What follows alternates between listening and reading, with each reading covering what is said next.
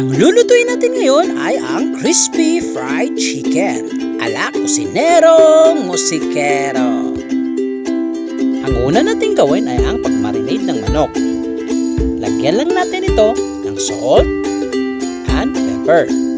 Pagkatapos, lagyan din natin ito ng crispy fry breading mix. Pagkatapos, lagyan din ito ng kalamansi.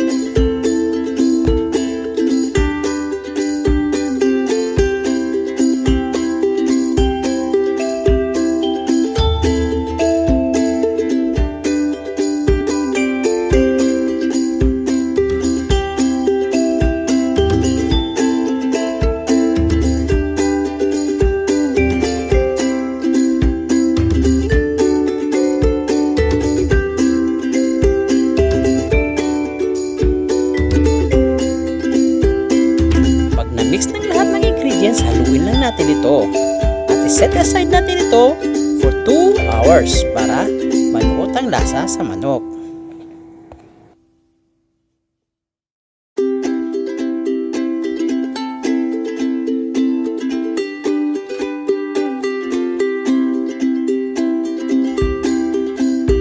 Sindihan natin ang apoy at painitin na natin ang ating mantika.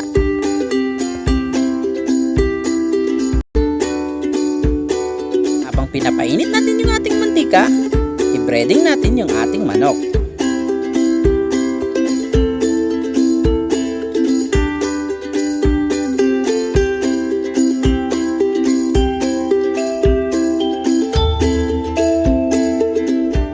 Ito na ang ating manok na na-bread. Ready for cooking na ito. Ready na ang ating mantika. Tara, prituhin na natin ang ating manok.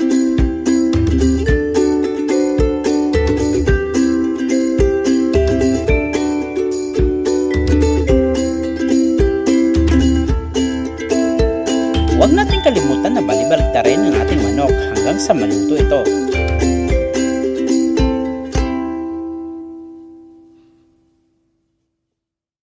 Sa tingin ko, luto na yung crispy fried chicken natin. Kaya ihain na natin ito at i-rest for 2 to 3 minutes para makatuloy yung mantika.